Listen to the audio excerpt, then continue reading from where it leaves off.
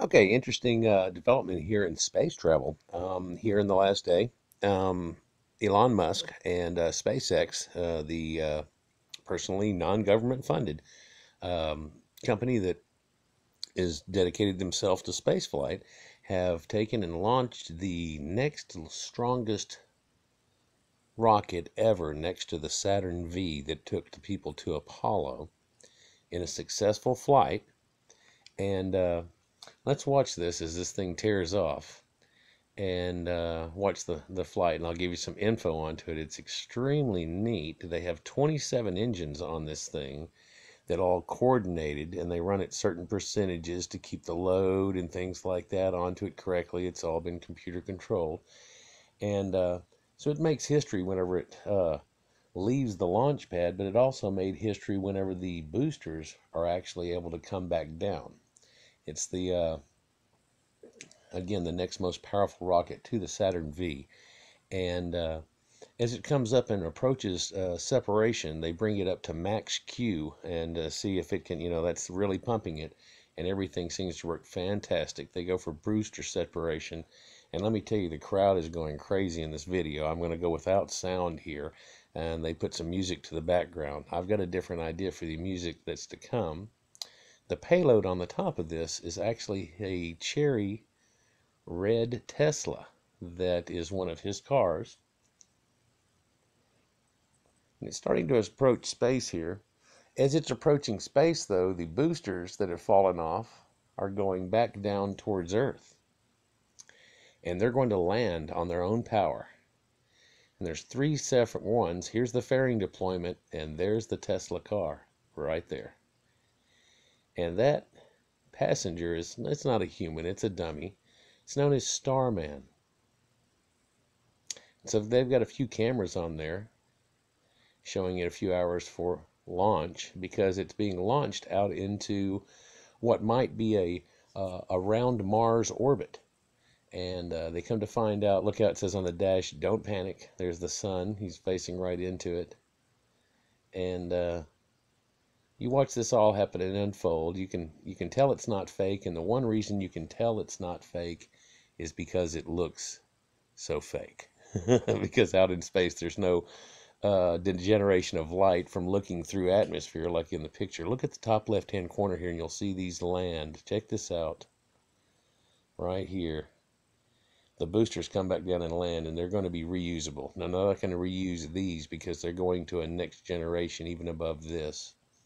But amazing how these things can just come down and land on their own power. Now, we saw this a few years back where they've been testing this technology here and have it down. The third stage was supposed to be out on a floating barge platform and land right there in front of the camera, and it didn't make it. It didn't actually land correctly. And what a view right there, huh? And some people still think the Earth is flat. Anyhow, the one booster that didn't land successfully, the ethanol thing that they used to re-spark the engines, not the fuel of the engine itself, but the re-sparking fuel, they ran out of that. It's possible that they are going to have to reevaluate how much they use, because that rocket, trying to direct itself out into the water, used more than the other one should have, probably fighting the jet stream and things along this nature. But it ran out of its sparking fuel whenever it got close, and it fell at 300 miles an hour and wasn't able to stop itself and then pinpoint land like it was supposed to. The other two were perfect successes, though. And they've been playing, Rocket Man. And although the name of the man is Starman, and on the dash right there, I don't know if you can see it. Let's see if I can pinpoint it. That little right there on the dash is a copy of the car exactly itself with a little Starman inside of it. It's pretty neat. Hopefully this is showing up well on there. I know it's high contrasty, but space is what it is. But here it is taking its secondary flight and being captured, doing from right over here, just out of the right of your screen, kind of come in across. You can see it doing its secondary burn, and that catching across the top of the atmosphere, and it made a successful burn. And now it's headed on the way to Mars. They have now checked the trajectory, and it actually goes past Mars and into the asteroid belt, as shown right here. It comes all the way out past a Mars orbit. They were thinking that the power that they had, the launch angle, things along that line, that would bring it out past Mars and back in, and past Mars and back in. But this is going to be an asteroid belt, so this cool car is going to get to cruise through the asteroid belt and come back. And God knows if it's going to come back, it'll probably get pulverized after years. But if it never gets touched, it will last for hundreds of millions of years. It's an extremely neat endeavor to see. And people think that it's something outlandish. Well, this payload is not a satellite. They didn't want to waste it on that and take a chance on it blowing up on the pad or anything. So this is something in comparable weight and size, and being able to launch itself towards Mars. And it was just a simple test like that with something of this caliber and weight. What could they do with it? And I think they did incredibly well. And again, it is so reminiscent of something from my childhood. If you're fairly young, you may not remember this movie that I'm thinking of. But Godspeed to the new solar system ambassadors here.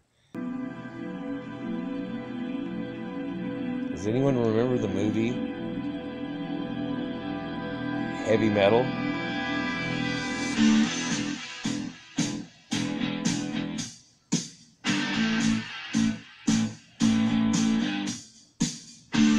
I'll turn it down some, but I'll probably get a copyright on it. But check out the symbolism here. Now this guy takes I think it's a 56 Vet, and remember, he's over doing that and gonna land on Earth and start out the whole video that's a series of cartoons. A lot of y'all probably remember this, Heavy Metal. Cruise a while. But that's exactly what it reminded me of when it happened, and gave me chills for it. And it shows you that the generation that used to watch this movie here has now taken us to the next level. We're in space now, and he's done something incredible. He has recreated the Heavy Metal logo, the Heavy Metal intro, in space itself. He dedicated Starman to Neil Armstrong himself, and bam. I think this is a great direction that America is going in. When I was a child, we all thought that we'd be in space by now. There would be, lunar labs and space stations and all kinds of stuff going on that has really been minimalized somewhat now. It seemed like we just really put the brakes on that. And perhaps like the pyramids, it just took too much out of people to build them. But amazingly, we're starting that trek again. And that rocket that he has there costs 1/10 the amount of the NASA version of it. It's reusable, lands itself, and looks fantastic, and it's going to have everybody on their edge thinking about it, and we should be headed in a new direction. Anyhow, very exciting news, and Heavy Metal. Like, enjoy, and subscribe. We'll have some more info on this and other interesting things going on in this world around us. Peace.